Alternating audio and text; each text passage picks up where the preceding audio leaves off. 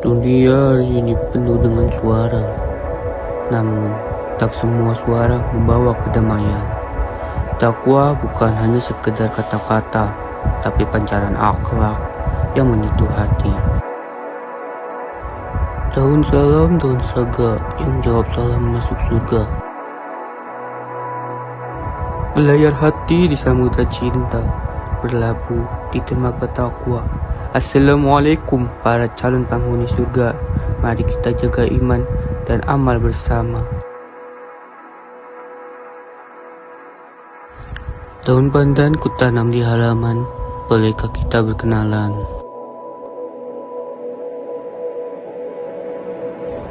Perkenalkan, nama saya Raffi Febri Anugraha dari kelas 11-12. Saya dari SMA Negeri 2 Kota Cirebon. Di sini saya akan membawakan dakwah tentang bagaimana cara jauhi perkelahian. Saya bukan hanya menjelaskan tentang menjauhi perkelahian, tetapi saya akan menjelaskan juga tentang dakwah.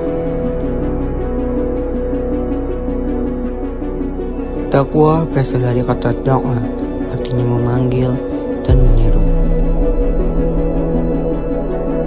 Namun dakwah bukan hanya di mimbar. Dakwah bisa lewat senyuman, lewat sabar saat diuji, dan lewat kata yang lembut saat disakiti. Rasulullah SAW diutus sebagai rahmat bagi seluruh alam.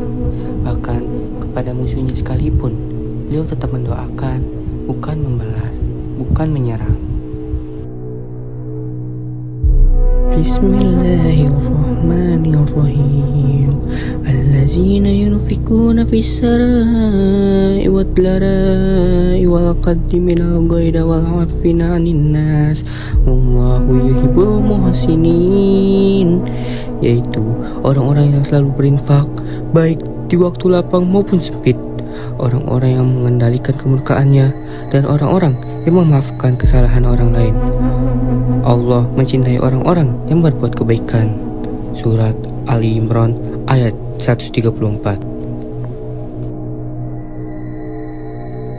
Bayangkan betapa banyak hati yang berubah bukan karena debat, tapi karena akhlak.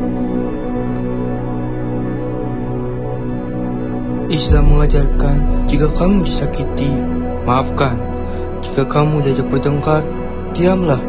Jika kamu marah, duduk, lalu berwudu, dan tenangkan hati dan pikiran.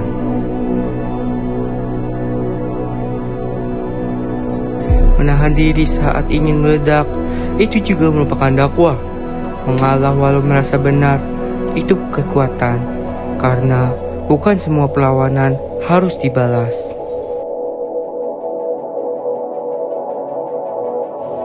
Pernahkah kamu merasa menyesal setelah marah? Tapi pernahkah kamu menyesal karena bersabar? Tidak. Karena sabar selalu membawa kemenangan, walau mungkin tak terlihat oleh manusia. Perkelahian adalah ujian yang sering datang tiba-tiba, kadang karena hal kecil, ejekan, kesalahpahaman, atau rasa gengsi.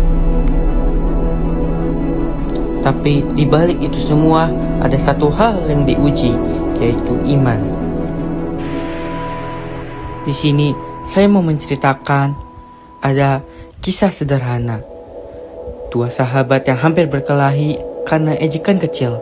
Yang satu terpancing emosi, yang lain hanya tersenyum, menunduk, dan berkata pelan, "Aku tidak ingin kehilangan sahabat hanya karena marah sesaat." Beberapa hari berlalu, temannya datang menepuk bahunya dan berkata, "Terima kasih. Kalau bukan karena kesabaranmu, mungkin kita sudah saling membenci." Rasulullah SAW bersabda, "Orang kuat bukan yang pandai bergulat, tapi yang mampu menahan dirinya saat marah." Hadis riwayat Bukhari dan Muslim. Betapa sering kita menyesal setelah marah. Kata-kata yang keluar tak bisa ditarik kembali. Dan perkelahian hanya meninggalkan luka di wajah dan di hati. Mengalah bukan berarti kalah. Justru itu tanda kemuliaan hati. Ada kalanya diam lebih mulia dari berbicara. Ada kalanya mundur lebih gagah dari melawan. Menahan diri saat marah itu kekuatan yang kita semua punya. Karena hanya orang yang dekat dengan Allah yang mampu menahan amarahnya demi ridhonya. Setiap kali hati mulai panas, ingatlah, api tidak bisa dipadamkan dengan api, tapi dengan air kesabaran. Mungkin manusia tak melihat kesabaranmu, tapi Allah mencatatnya satu persatu tanpa terlewat. Begitulah dakwah, kadang tak perlu kata, cukup dengan ketenangan hati. Allah tunjukkan siapa yang benar dengan cara yang paling lembut. Rasulullah SAW mengajarkan, barang siapa beriman kepada Allah dan hari akhir, hendaklah ia berkata baik atau diam. Hadis riwayat Bukhari dan Muslim. Hidup ini terlalu singkat untuk diisi dengan amarah dan dendam. Jangan biarkan ego memadamkan cahaya dakwah dalam dirimu. Mulailah dari hal kecil, seperti tahan marahmu, maafkan meski hatimu berat, tersenyumlah meski hatimu lelah.